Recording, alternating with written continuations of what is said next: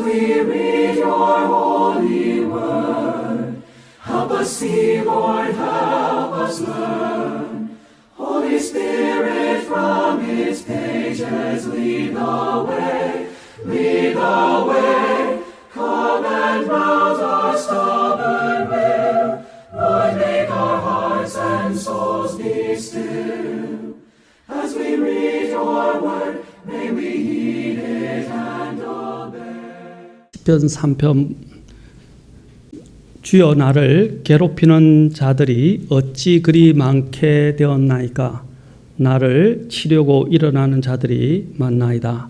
많은 사람이 내 혼에 대하여 말하기를 그는 하나님께 도움을 얻지 못한다 하나이다. 셀라. 그러나 오 주여, 주는 나의 방패시요 나의 영광이시요 나의 머리를 드시는 이시니이다. 내가 내 목소리로 주께 부르짖음에 그분께서 자신의 거룩한 산에서 내 말을 들으셨도다. 셀라. 주께서 나를 떠받쳐 주셨으므로 내가 누워 잠이 들고 또 깨었도다. 수만의 백성이 나를 애워싸고 대적한다 하여도 내가 그들을 무서워하지 아니하리로다. 오 주여, 일어나소서. 오 나의 하나님이여, 나를 구원하소서. 주께서 내 모든 원수들의 광대뼈를 치시고 경건치 아니한 자들의 이를 부러뜨리셨나이다. 구원은 주께 속하였사오니 주의 복이 주의 백성 위에 있나이다. 셀라. 기도하시겠습니다. 하나님 아버지, 오늘 이 자리에 인도하신 주님, 오늘 말씀을 통해서 또 위로와 격려뿐 아니라 또 우리에게 하나님의 뜻에 대해서 생각하고 또 주님께 기꺼이 순종하며 맡길 수 있는 믿음을 허락해 주옵소서. 주님, 이 시간은 주님의 시간입니다. 주님께서 우리의 마음들을 주장하실 뿐 아니라 이 말씀을 통해서 또 영광을 받아주시고 함께해 주시기를 원합니다. 주님의 거룩하신 독생자 예수 그리스도의 조남을 받들어 기도합나이다. 아멘. 앉으시겠습니다. 저는 오늘 이 말씀을 통해서 잠 못 이루는 고통의 밤에, 잠 못 이루는 고통의 밤에라는 제목으로 말씀을 선포하고자 합니다. 여러분, 잠을 이루지 못할 때 가장 좋은 성경의 책이 시편이라고 불려집니다. 그 중에서도 시편 3편과 4편은 특히 잠 못 이룰 때 읽는 시편이라고 불려지는 시편입니다. 3편, 4편은 현대인들의 가장 절실하게 원하는 것이 무엇이냐라는 질문에 이제 아마 어떤 사람들은 이렇게 이야기하는 사람이 있습니다. 잠을 실컷 자는 것이다 라는 사람들도 있습니다. 요즘 얼마나 잠 못 이루는 많은 사건 사고들이 많고 또 걱정 근심거리들이 얼마나 많습니까? 그렇죠. 밤눈을 뜨면 온통 복잡 다단하고 어지럽고 또 싸워야 될, 또 치러야 될 많은 전쟁들과 또 일들이 산재해 있는 것은 사실입니다. 또 여러 가지 많은 것들이 우리로 하여금 또 잠을 이루지 못하게 하기도 합니다. 심지어는 죄된 것, 유혹거리들이 우리의 또 잠을 설치게 만들기도 합니다. 유혹거리들이 얼마나 많은지, 밤에도 불을 켜고 우리가 일을 할 수 있으니까 밤에도 불을 켜고 온갖 또 악행들을 저질러 하고 또 휘황찬란한 네온 사인들과 또 불빛들이 우리를 유혹하게 됩니다. 그럴 때 우리는 또한 그런 것들로 인해서도 잠을 못 이루기도 합니다. 그러나 여기서 말하는 다윗은 그런 문제들이 아니었습니다. 그의 당면했던 현실적인 문제가 너무 힘들고 고통스럽기 때문에 잠을 이룰 수 없는 지경에까지 이르렀습니다. 우리는 잠과 관련된 여러 가지 많은 일들이 우리 주변에 있다는 것을 우리는 잘 압니다.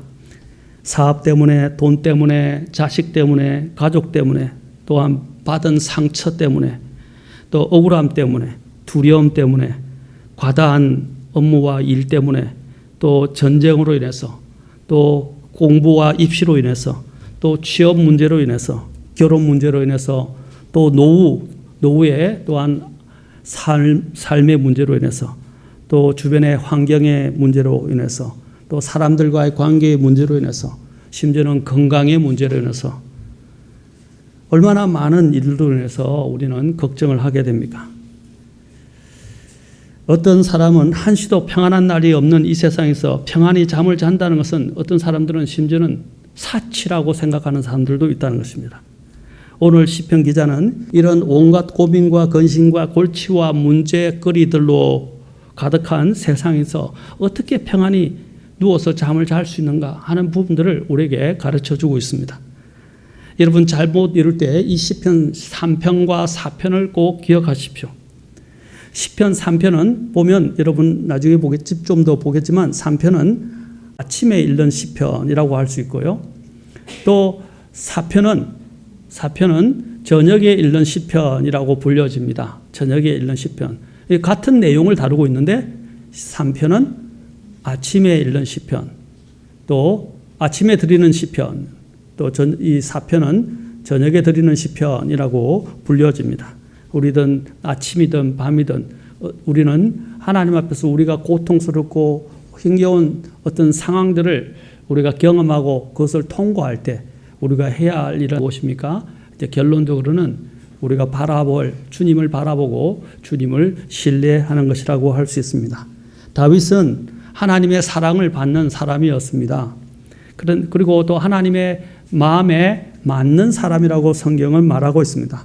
사무엘상 13장 14절에서 보면 우리가 잘 알고 있는 사무엘이 이제 사울에게 뭐라고 말하냐면 주께서 자신의 마음에 맞는 사람을 구하시고 주께서 그에게 명령하사 자신의 백성의 대장이 되게 하셨나이다 해서 사울을 폐위하시고 또 다윗을 선택하셔서 그에게 기름을 부을 것인데 그에 대해서 묘사하기를 뭐라고 말했냐면 자신의 마음에 맞는 사람이다 라고 이야기를 했어요.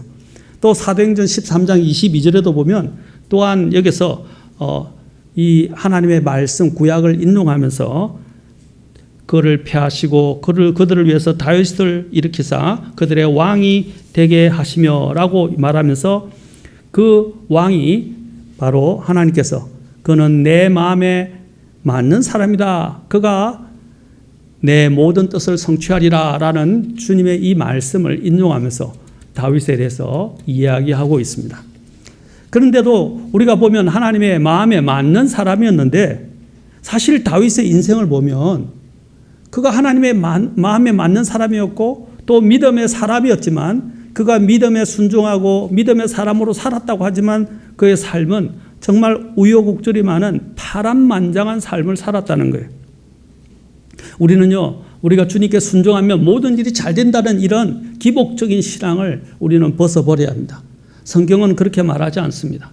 믿음을 가졌기 때문에 오히려 더 고난과 핍박을 당할 수도 있고 더 반대를 또 무릅써야 할 때가 많다는 것입니다. 그래서 무릇 경건하게 살고자 하는 하나님의 뜻대로 살고자 하는 자는 뭐라고 그랬습니까? 핍박을 당하리라 라고 했습니다. 또 선을 행하다가 고난을 당하는 일들이 많을 것임을 또한 이야기하고 있습니다. 믿음을 지키는 일은 이 세상에서 참 쉽지 않습니다.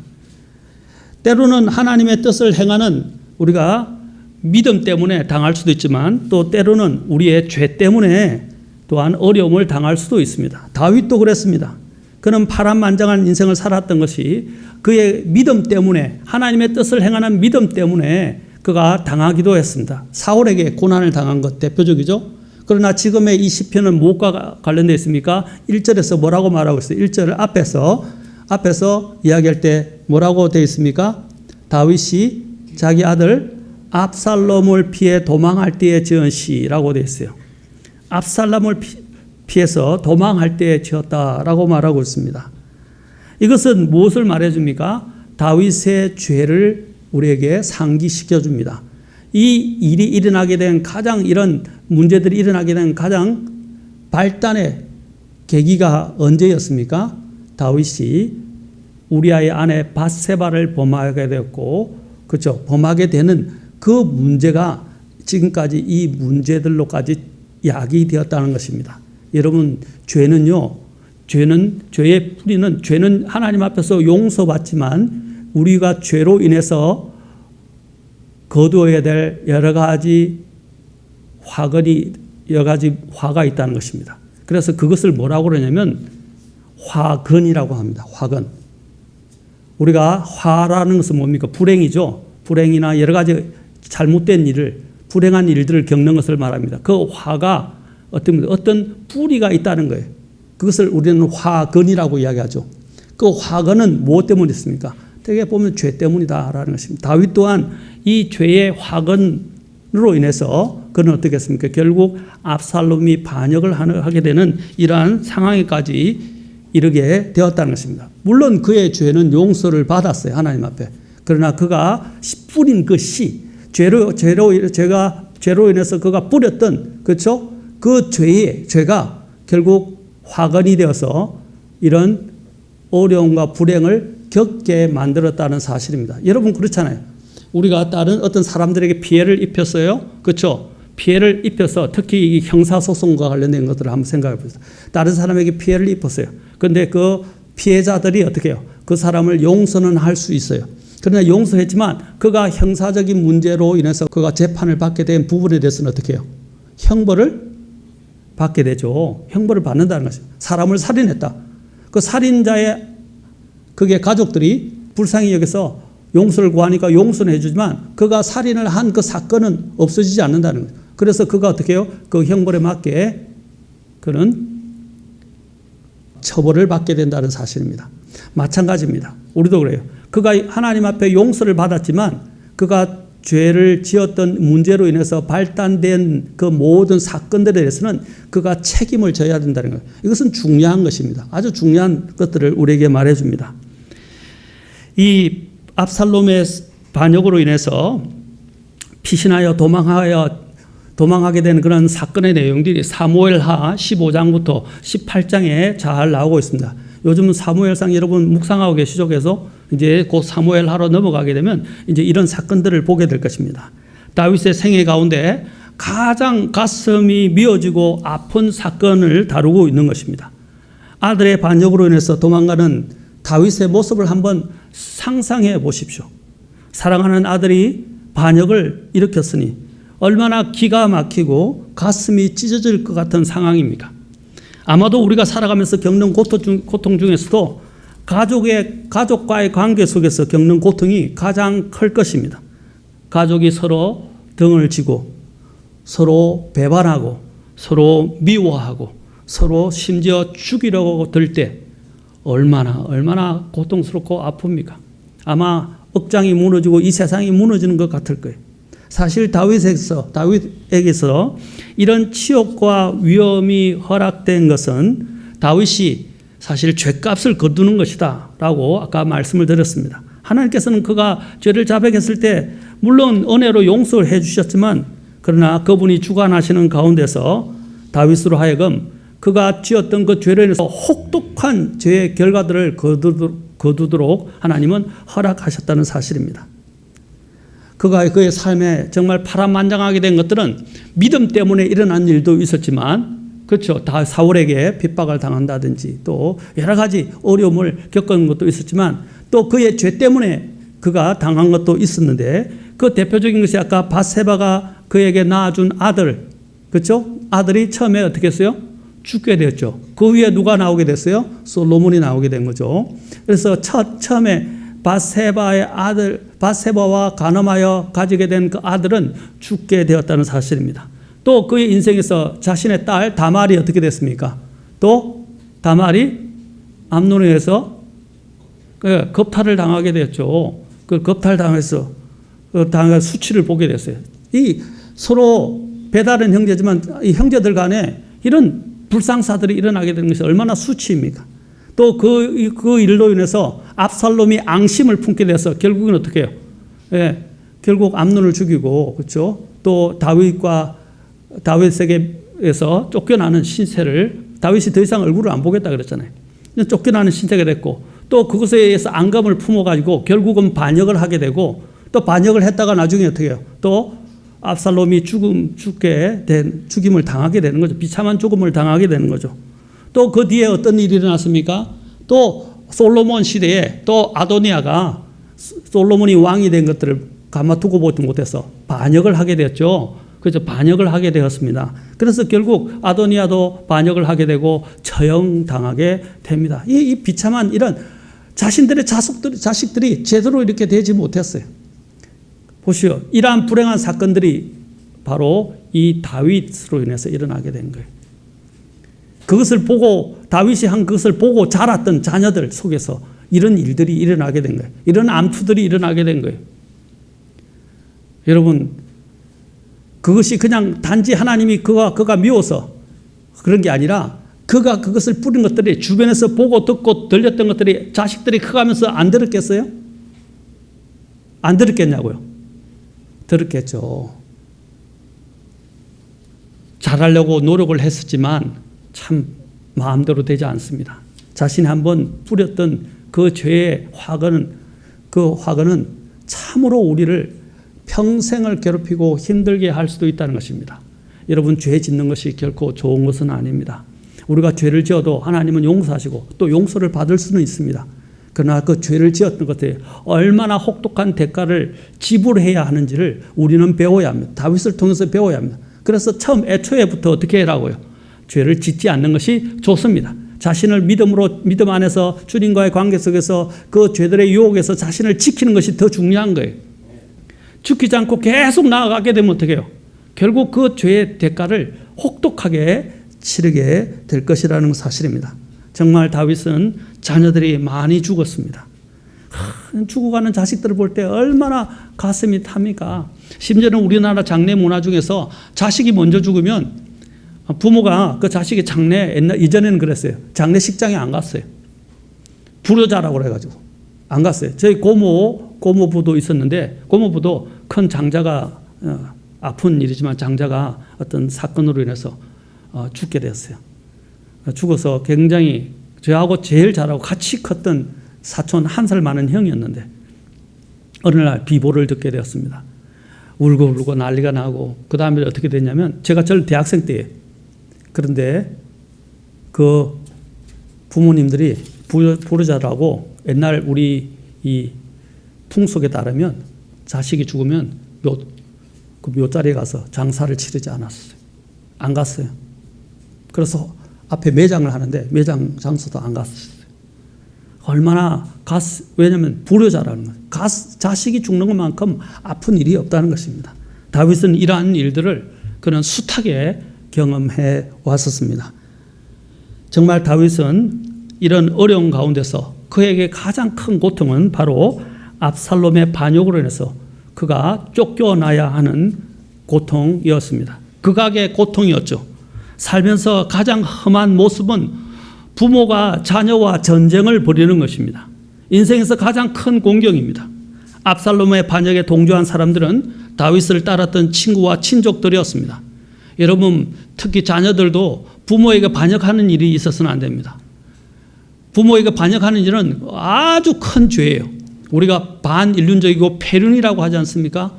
그렇죠? 부모에게 반역하는 일. 그래서 이전에 부모에게 반역하는 자는 돌로 쳐 죽이게 한 것입니다. 왜냐하면 그런 자들은 사회 구성이 되면 사회 자체에 나가서도 사람들을 배반하고 사회를 배반하고 나라를 배반하기 때문입니다. 하기 쉽기 때문에 사회의 악이 된다는 거죠. 그래서 옛날에는 돌로 쳐 죽이는 그런 엄격한 형벌로 다스렸습니다. 이것은 하나님이 가정이 여기는 거예요. 마지막 때가 되면 이런 일들이 많이 일어날 것입니다. 다윗 때도 이 압살롬의 반역은 정말로 다윗에게서는 큰 아픔이었고 고통이었습니다. 압살롬의 반역에 동조한 사람들은 또 누구였습니까? 한때 다윗을 따랐던 친구와 친족들이었습니다. 이 또한 다윗에게는 정말 큰 아픔이요 고통이었습니다. 친구였던 자들이, 자기를 따르던 자들이, 아군이었던 자들이 등을 돌리고 적장의 편에 서서, 반역한 압살롬의 편에 서서 이제 그를 대적하며 그를 조롱하고 그를 치려고 하고 있습니다. 그래서 그가 1절에서 뭐라고 그랬습니까? 주여, 나를 괴롭히는 자들이 어찌 그리 많게 되었나이까? 나를 치려고 일어나는 자들이 많나이다 라고 그가 고백한 것입니다. 우리가 살다 보면 자주 이런 일들이 일어납니다. 성경은 어려울 때 친구가 진짜 친구라고 말합니다.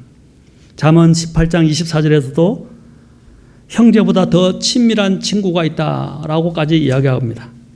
다윗 왕과 또한 그를 따르던 자들은 요르단강을 건너 마하나임의 진을 쳤습니다.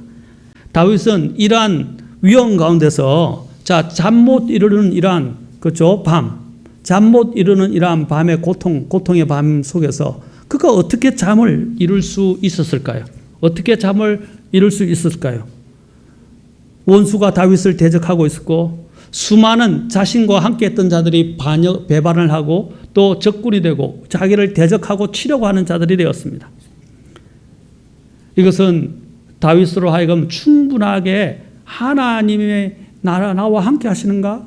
정말 하나님이 나를 왕으로 삼으셨는가? 하나님이 나에 대한 계획을 갖고 계신가? 하나님이 나를 버리지 않으셨는가? 하고 의심이 될 수 있는 상황이었습니다. 심지어는 그들이 어떻게까지 다윗을 조롱했습니까? 자, 보십시오. 많은 사람이 내 혼에 대하여 말하기를 2절에 그는 하나님께 뭐라고 그랬어요? 도움을 얻지 못한다. 내가 하나님을 믿고 있는데 물론 내 죄로 인해서 내가 징계를 받고 어려움을 당하지만 이런 말을 들을 때 억장이 무너지지 않겠어요? 모든 것이 내려앉고 정말 너무 힘들 것 같아요. 미칠 것 같아요. 하나님이 그를 안 도와준다. 여러분들도 그렇죠. 저 봐라. 하나님이 이제 저 사람하고 함께 안 할 거야. 우리가 함부로 그런 말을 해서도 안 되지만, 그렇죠? 함부로 그런 말을 하면 안 돼요. 그런데 우리는 쉽게 그런 말을 하게 됩니다. 그런데 또한 한편으로는 그런 말을 누군가를 통해서 들었을 때, 지금 내 상황이 어려운데, 어려운 상황이 있는데, 봐라. 하나님이 그를 돕지 않는다. 하나님이 그를 버리셨다. 하나님이 그를 징계하신다는 말을 들었을 때, 얼마나 힘들겠어요.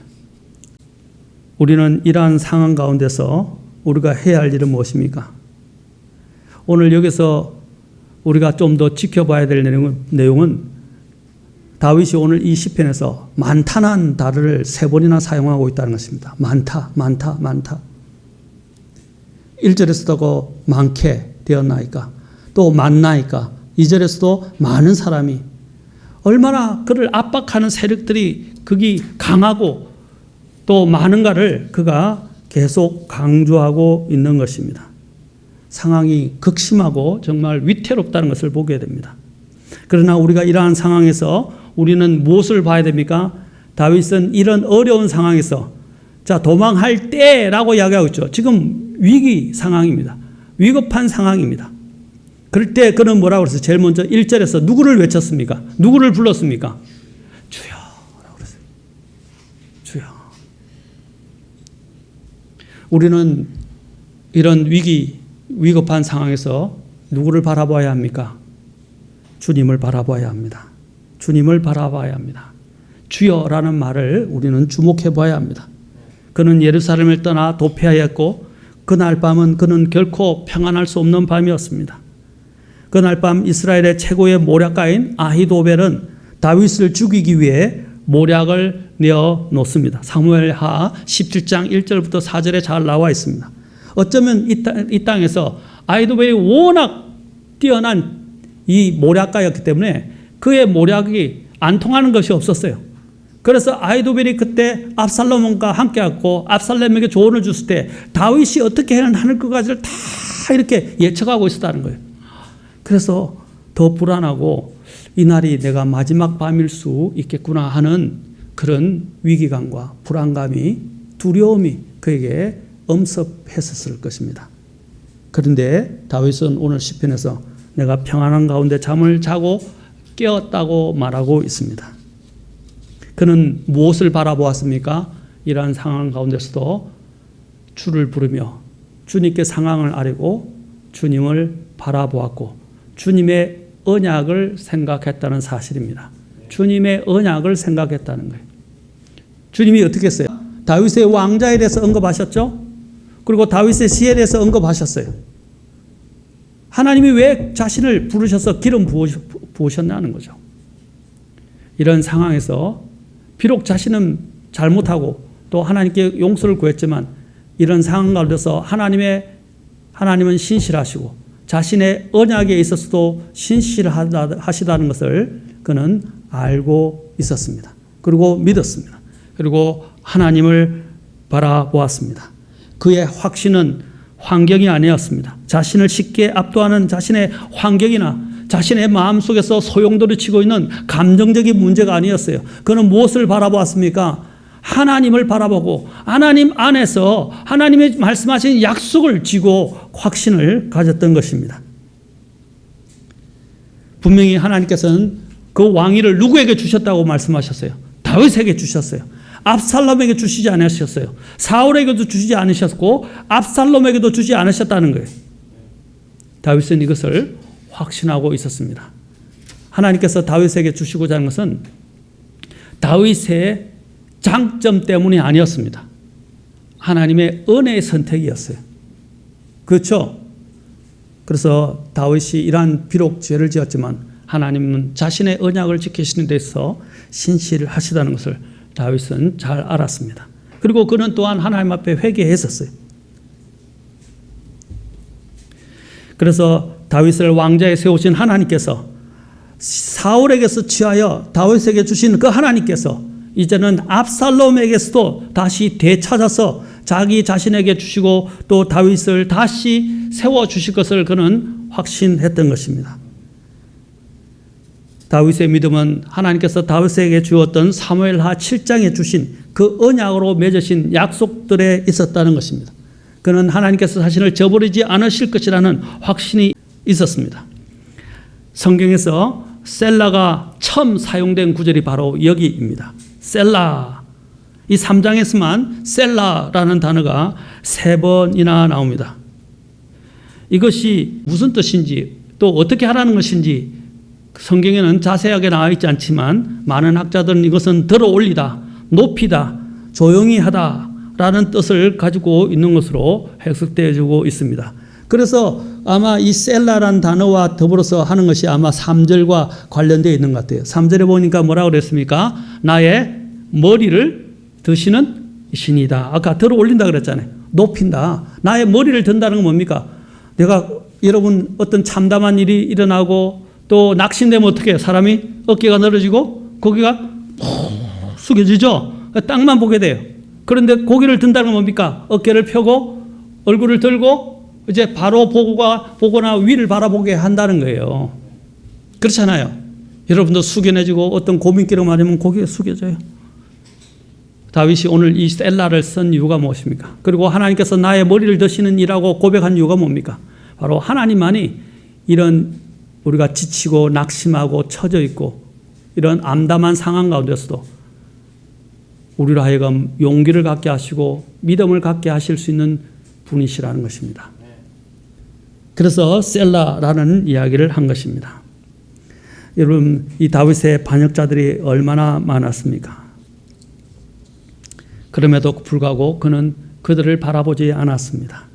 2절에 보니까 또 그는 하나님께 도움을 얻지 못한다. 아까 제가 이야기했는데 이 부분에 특별한 사람이 있어요. 누구냐면 시므이입니다. 시므이.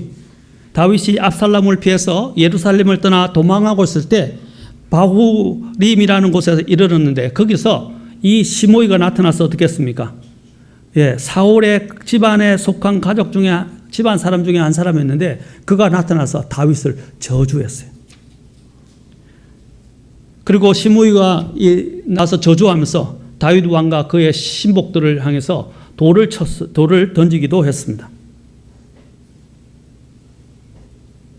이러한 상황에서 그 아비새라는 그의 신하 중에 하나는 이런 자가 어떻게 감히 다윗 왕을 저주하느냐 하고 그를 쳐서 죽이려고 했었을 때 다윗이 뭐라고 그랬어요? 너와는 상관없으니까 내버려 두라.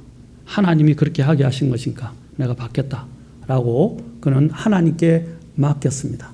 나중에 하나님이 시므이를 다루셔서 시므이가 비참하게 죽게 만드십니다.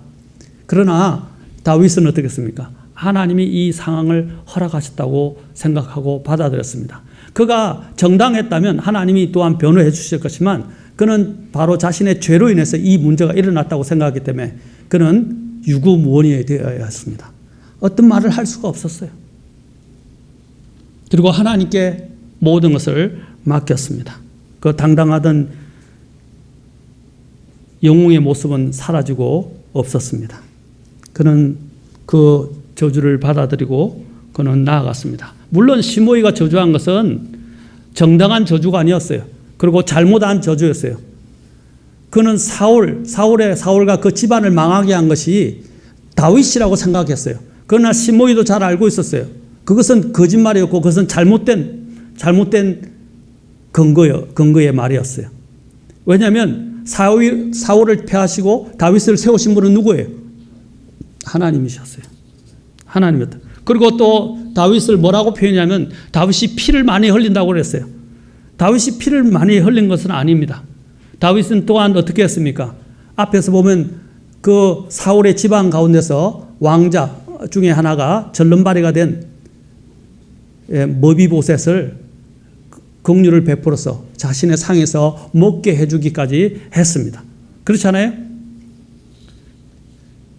바로 다윗은 자신이 할 수 있는 것은 최선을 다해서 생각했어요. 요나단의 아들 그 머비보셋에게 긍휼을 베풀었지 않습니까?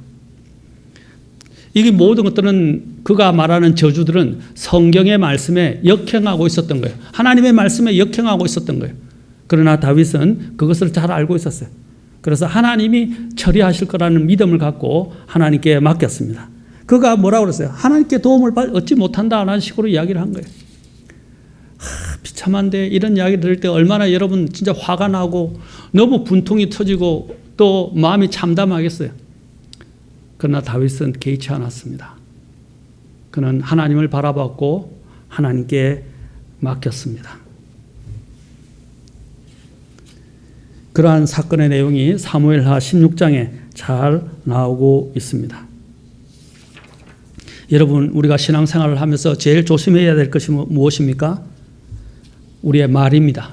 말이 사람을 죽이기도 하고 사람을 살리기도 합니다.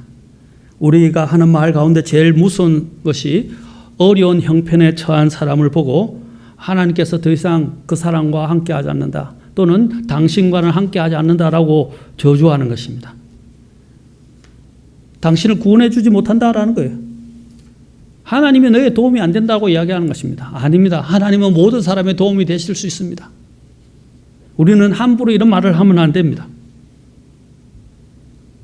이런 사람들이 하는 말이 쏟아져 나오고 또한 내가 그것을 듣게 될 때, 그런 형편에서 그런 말을 듣게 될 때 우리는 그것들이 큰 상처가 되어서 우리의 마음속에 박히게 됩니다. 그만 얼마나 괴로워지겠어요. 진짜 하나님이 나를 버리셨는가. 그러나 우리가 이런 상황에 처했을 때조차도 우리가 하나님을 묵상한다면 우리는 이길 수 있습니다. 그러나 그 말에 꽂혀서 그 말에 노예가 된다면 우리는 잠 못 이루는 밤이 되고 말 것입니다. 아멘? 다윗은 그것을 바라보지 않았어요. 그는 하나님만 바라보았어요. 그리고 하나님께 맡겼어요. 그리고 하나님의 약속을 신뢰했어요. 그래서 그는 어떻게 했습니까? 잠을 잘 수가 있었던 것입니다.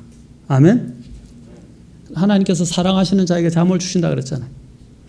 우리가 정말 주님을 사랑하고 주님의 사랑을 잊게 된다면 하나님께서는 우리에게 잠을 주실 것입니다. 엘리야가 도망치다가 했을 때 어떻게 했어요? 그가 고난 잠에 빠졌고, 그렇죠? 하나님께서 또 그를 위로해 주시고 그를 일으켜 주셨습니다. 다윗은 이런 상황에서 악을 악으로 갚지 아니하고 모든 것을 아시고 보시며 악에 대해 보복하시는 공정하신 하나님께 하나님의 손에 모든 걸 맡겼습니다. 로마서 12장 17절부터 21절에 보면 말하지 않습니까? 아무에게도 악을 악으로 갚지 말고 모든 사람의 눈앞에서 정직한 일들을 예비하라. 가능하다면 너희가 할 수 있는 대로 모든 사람과 화평하게 지내라. 극진히 사랑하는 자들아, 너희 스스로 원수를 갚지 말고 도리어 진노하심에 맡기라. 기록된 바 원수 갚는 일은 내 것이니 내가 갚으리라. 주가 말하노라 하였느니라. 그러므로 내 원수가 줄이거든 그를 먹이고 그가 목마르거든 그에게 마실 것을 주라. 그리함으로 너가 그의 머리 위에 불타는 숯을 쌓으리라. 악에게 지지 말고, 로마 12장 21절, 악에게 지지 말고 뭐라고 했어요? 도리어 선으로 악을 이기라 라고 말씀하셨어요. 여러분 분노와 원망으로 잠을 설치고 또 온 밤을 그냥 지새일 수도 있습니다. 주어진 이런 지금 현실의 상황을 파악하고 또 고민하고 대책을 마련하기도 시간이 턱없이 부족할 수도 있을 것입니다. 그러나 분명한 것은 결코 평안히 잠들 수 없는 그런 상황에도 불구하고 다윗은 평안히 잠을 청하고 새로운 아침을 맞이한 것입니다. 그가 잠을 잘 수 있었던 것은 자신이 처한 상황이 편안했기 때문이 아니었습니다. 그는 육체적으로나 마음적으로 심적으로나 영적으로나 정말 이 시편을 쓰기 힘들고 잠을 이룰 수 없는 그런 열악한 상황이었습니다. 그러나 그는 주를 바라봤기 때문에 이것을 쓴 것입니다. 오늘 여기서 제일 중요한 단어를 저는 이렇게 생각합니다. 3절에 그러나 보십시오. 1절과 2절은 뭡니까? 자신의 상황에 대해서 하나님께 호소합니다. 제일 먼저 주를 부르고 자신의 상황을 하나님께 아뢰입니다. 그러나 3절 보십시오. 뭐라고 그랬어요? 3절? 제일 먼저 뭐라고 돼 있죠? 그러나 but 아주 중요한 단어입니다. 그러나 뭐라고 그랬어요? 오 주여 주는 나의 방패시오 나의 영광이시오 나의 머리를 드시는 이신이다. 아멘. 아멘. 바로 그리고 5절에서 또 셀라와 관련된 말을 주께서 나를 떠받쳐 주셨으므로 내가 누워 잠이 들고 또 깨었도다. 주님이 떠받쳐 주시는 분이시다. 환경이 나를 어렵게 하고 또 사람들이 나에게 낙심과 상처를 주지만 그러나 하나님은 나의 방패가 되어 주십니다. 그리고 나를 떠받쳐 주시는 분이십니다. 그러자 그의 마음속에서 뭐라고 그랬어요? 6절에서 수많은 백성이 나를 에워싸고 대적한다 하여도 내가 그들을 무서워하지 아니하리로다. 아멘. 네. 그리고 8절에 구원은 주께 속하였사오니 구원은 주께 속하였사오니 주의 복이 주의 백성 이 주의 백성은 하나님을 그래도 믿고 신뢰하고 따르는 자를 이야기하는 것입니다. 우리가 그렇게 될 때 우리는 하나님께서 일하실 것이라는 것을 우리는 잘 압니다. 그는 하나님을 잘 알고 있었습니다. 하나님은 결코 주무시지도 졸지도 주무시지도 않는 분이십니다. 아멘. 그렇죠? 우리를 지키시는 분이에요. 그래서 다윗은 여기서 뭐라 했어요? 나의 방패, 나의 영광, 나의 머리를 드시는 분이라고 그는 고백하고 있는 것입니다. 사랑하는 성도 여러분, 여러분이 어려울 때 우리는 어떻게 해야 되겠습니까? 환경을 보지 마십시오. 환경을 보지 마십시오. 주를 보십시오. 그리고 주를 신뢰하십시오. 그리고 주님께 맡기십시오. 그러면 주님이 나를 돌보실 것입니다. 상황은 어려워도 하나님께서 피할 길을 내어주시고 또 내 길을 열어주시며 또한 나의 머리를 다시 들게 해 주실 것입니다. 아멘. 지금 아니면 천국에 가서 하나님께서 나에게 큰 상을 주실 거예요. 그렇죠? 위기에서 반드시 지금 이 땅의 위기에서 구하는 것만이 최고는 아니에요. 어떤 분들은 그럼 왜 순교합니까? 그러나 하늘에서 엄청난 하나님의 상과 하나님의 칭찬과 하나님이 주시는 존귀와 영광이 기다리고 있다는 것입니다. 사랑하는 성도 여러분, 어떠한 위기 가운데서도 절대 나를 버리지 아니하시는 하나님, 그 하나님, 그리고 결코 약속에 대해서 어기지 아니하시는 하나님, 그 하나님을 신뢰하시면서 어떠한 상황에서도 주님께 맡기시기 바랍니다. 그러면 잠이 스르르 오게 될 것입니다. 불가능한 일을 내가 어떻게 할 수 없잖아요. 그때는 어떻게 하라고요? 주님께 아뢰고 주님께 넘기세요. 자, 짐을 지고 있어. 마지막으로 짐을 지고 있는데 내가 끙끙끙끙 가면 어떻게 해야 됩니까? 안 되잖아요. 누군가 내 짐을 들어줄 사람이 있는데, 들어줄 분이 있는데, 그럼 어떻게 해요? 짐을 탁 맡겨주고 가면 되는 거예요. 어떤 사람이 고난을 당하고 있었습니다. 꿈을 꾸었습니다. 근데 꿈을 꿨는데 한때 보니까 주님이 자기가 이 항해를 하는데 항해를 하는데 주님이 손님으로 계시는 거예요. 그래서 자기가 막 폭풍과 몰아치는데 이 항해의 이 방향키를 잡고 막 싸움을 하고 있는 거예요. 너무 지쳐가지고 몸도 고달아 너무너무 힘든 거예요. 죽을 것 같은 거예요. 근데 주님이 뒤에 앉아서 그냥 쉬고 계세요. 근데 또 한 날 그 꿈을 깨고 난 다음에 악몽 같았는데 꿈을 깨고 난 다음에 그 다음 날 또 꿈을 꾸었습니다. 근데 꿈을 꾸었는데 어떤 꿈을 꾸었냐면 주님이 너는 가만히 있어라 내가 항해할게 하니까 모든 어떤 상황에서도 순탄한 거예요. 문제가 없는 거예요. 그래서 편안히 잠을 잘 수가 있었던 것이에요. 사랑하는 성도 여러분, 우리가 살아가는 생활 가운데 꼭 순탄하지만은 않습니다. 폭풍이 불어오고 많은 어려운 일들이 있을 때 우리는 어떻게 해야 되겠습니까? 주님께 그 키를 맡기십시오. 그러면 주님께서 안전한 항구로 우리를 맞이하여 들으시게 하실 것입니다. 다윗이 들어갔던 사울이 폭풍을 만났을 때 로마로 가고 있는 중에 폭풍을 만났을 때 그가 맞닥뜨렸던 폭풍, 그렇죠? 그 폭풍 가운데서 그가 도착한 곳이 어디입니까? 그는 하나님의 확신 가운데서 너희가 죽지 아니하리라 라는 계시를 받고, 그렇죠? 그가 안전하게 하나님께 맡겼을 때 하나님이 그를 어디로 인도하셨습니까? 아름다운 항구라 불려지는 Fair Haven이라고 불려지는 곳으로 인도하셨습니다. 하나님께서 우리를 아름다운 항구로 인도하실 것입니다. 하나님께 맡기지 않겠습니까? 기도하시겠습니다.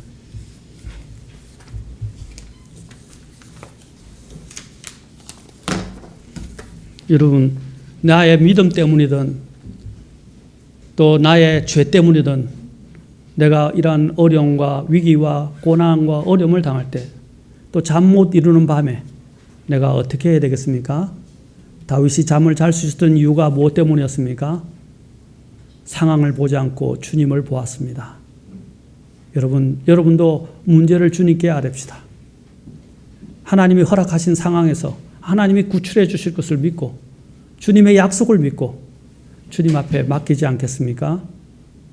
내가 어찌할 수 없는 이런 부득이한 불가항력적인 이런 문제에 대해서 하나님께 맡기지 않겠습니까?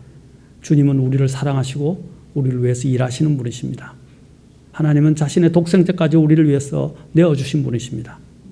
오늘 그 주님을 바라보고 주님께 우리의 문제들을 알아시지 않겠습니까? 자식의 문제든 경제적인 문제든 어떤 다른 문제이든 하나님께 맡깁시다. Open my eyes and let me see glimpses of truth you have for me. For in your word I find the truth that sets me free.